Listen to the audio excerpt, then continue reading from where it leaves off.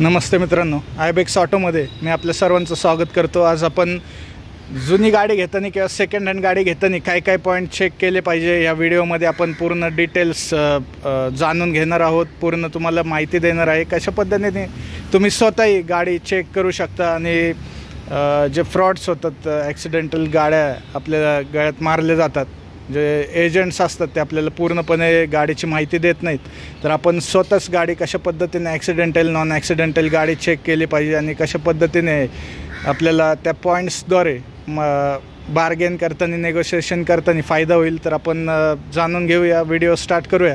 तुम्ही चॅनलवरती नवीन असाल तर प्लीज चॅनलला लाईक, शेअर आणि सबस्क्राईब करा। सर्वप्रथम जे आहे आपल्याला गाडीची बॉडी लाईन जी आहे ती पूर्ण चेक करून घ्यायची।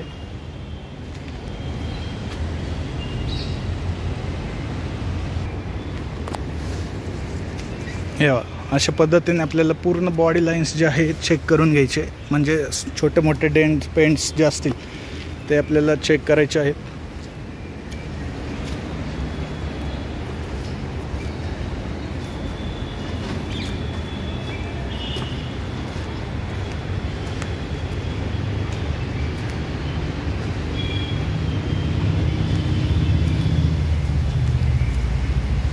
हे पहा, लेफ्ट साईडला इथं एक आपल्याला मोठं डेंट दिसतोय। तर घाईघाईमध्ये काय करतो आपण, कधी कधी बॉडी लाईन वगैरे चेक करायची राहून जाते। त्याच्यानंतर टायर्स आपल्याला चेक करायचे की टायर्स कधीचे आहेत आणि किती यूज झालेले। टायर जर पाहिले तर जवळपास 90% टायर्स ओरिजिनल यूज केलेले नाही आहेत, 10%च यूज आहेत, म्हणजे चांगली गाडी चांगली वापरलेली आहे, लेटेस्ट टायर्स आहेत। डोअर्स चेंज आहेत किंवा डोअरचे बदललेले असतील ओरिजिनल डोअर्स, तर अशा पद्धतीने इथं सिलेंट लावलेलं असतं ओरिजिनल डोअर्सला, आणि नंतर जे चेंज झालेले डोअर्स असतात त्याला सिलेंट नसतं। हे जे कंपनी फिटेड्स जे डोअर्स असतात किंवा हे जे जॉईंट्स असतात, इथे अशा पद्धतीने हे रबर ओपन काढल्यानंतर हे रोबोटिक स्पॉट्स जे असतात हे ओरिजिनल गाडीची ओळख आहे, ही पण आपण चेक करून पाहू शकतो। आणि हे करणे गरजेचं आहे ज्यावेळेस तुम्ही सेकंड हँड कोणती गाडी घेताय, तर हे चेक करून पहा की गाडी ॲक्सिडेंटल आहे नॉन ॲक्सिडेंटल आहे। याचा अर्थ काय की ॲक्सिडेंटल वगैरे नाही आहे, गाडीचे डोअर्स जे आहेत ते सगळे ओरिजिनल डोअर्स आहेत। त्याच्यानंतर आपण डिक्की चेक करणार आहोत।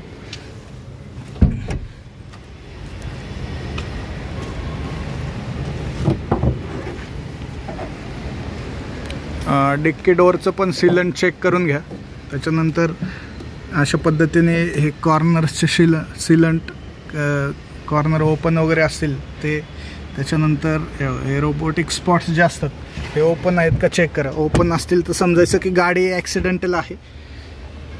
डिक्की ओपन केल्यानंतर कॉर्नर वगैरे चेक करा, तर सिलेंट जे आहे ओरिजिनल ॲज इट इज आहे आणि कंडिशन पण चांगली आहे। त्याच्यानंतर स्पेअर व्हील जे आहे ते एकदा चेक करून घ्या, ओरिजिनल कंडिशनमध्ये आहे की नाही, वापर कसं झालं आहे, तर स्पेअर व्हील एकदाही बहुतेक वापर केलेलं नाही आहे। त्याच्यानंतर जे स्पॅनर्स वगैरे आहेत गाडीबरोबर ते एकदा चेक करून घ्या।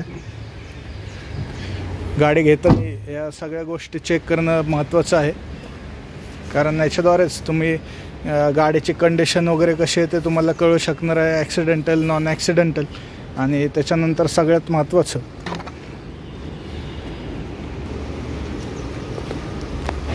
त्याच्यानंतर पिलर्स वगैरे चेक करून घ्या। हे बघ, हे जे फेंडर्स वगैरे आहेत, पिलर आहेत, ओरिजिनल जे सिलेंट आहे ते ॲज इट इज आहे। गाडी कोणत्या पद्धतीने ॲक्सिडेंट वगैरे झालेलं नाही, किंवा खाली आपण पाहिलं तर कोणत्या पद्धतीचे रस्टिंग वगैरे गाडीला नाही आहे। ओरिजिनल जे पार्ट्स आहेत ॲज इट इज कंपनीतून जशी होती तसेच गाडी आपल्याला विदाऊट ॲक्सिडेंटल गाडी आपण त्या स्पॉट्सवरतून ओळखू शकतो। सिलेंट वगैरे चेक करायचं जेणेकरून आपल्याला एजंट वगैरे फसवू शकणार नाहीत। काय आता की एजंट वगैरे आपल्याला सांगतात गाडीची कंडिशन चांगली आहे, पण कधी कधी गाडी ॲक्सिडेंटल असते, पार्ट्स चेंज केलेले असतात। त्याच्यानंतर सगळ्यात महत्त्वाचं एकदा लॉंग टेस्ट ड्राईव्ह करून बघायची गाडीचे इंजिन वगैरे कसं चालतं आहे, गिअर शिफ्टिंग व्यवस्थित होते. त्याच्यानंतर सस्पेन्शन खड्ड्यात वगैरे चालवून बघायचे सस्पेन्शन वगैरे व्यवस्थित आहेत का. बॅटरी एकदा चेक करून घ्यायची की बॅटरी कधी चेक आहे, किती वर्ष वॉरंटी शिल्लक राहिली आहे बॅटरीची. कारण काय होतं की गाडी चकाचक करून देतात पॉलिश वगैरे मारून. आपण या गोष्टीकडे कधी कधी दुर्लक्ष करतो गाडी घेताना, नंतर आपण फसले जाऊ शकतो. आता जे चौथा सगळ्यात महत्त्वाचा मुद्दा जो आहे, ह्याचे जे फंक्शन्स आहेत जसं लाईट्स, वायपर, इंडिकेटर्स, हे सगळ्या गोष्टी आपल्याला चेक करायच्यात.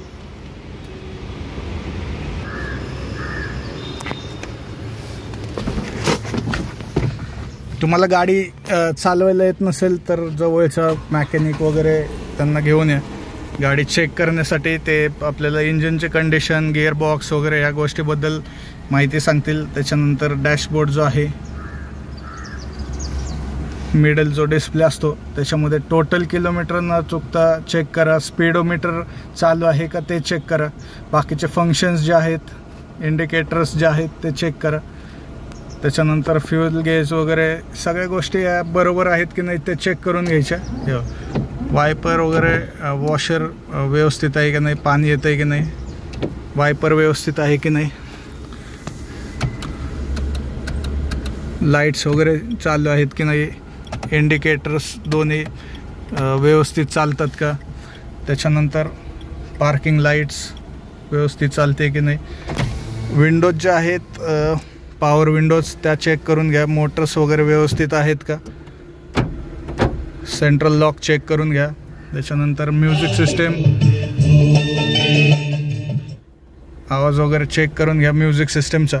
आणि सगळ्यात महत्त्वाचं एसी हीटर, एसीचं कूलिंग वगैरे व्यवस्थित होतं आहे का, हीटर व्यवस्थित चालू आहे का ते चेक करायचं आपल्याला. त्याच्यानंतर हा जो गिअर लिव्हर आहे तो लेफ्ट राईट फिरवून पहा, काही प्ले वगैरे आहे का, काय आवाज येतो आहे का ते चेक करा. त्याच्यानंतर स्टेअरिंग जे आहे ते अशा पद्धतीने फिरवून पहा. म्हणजे स्टेअरिंग रॅकमध्ये काही काम वगैरे असेल तर स्टेअरिंगचा आवाज येतो, नॉईज येतो, तर त्याच्यावरतून आपण ओळखू शकतो की स्टेअरिंगचं काय काम आहे. त्याच्यानंतर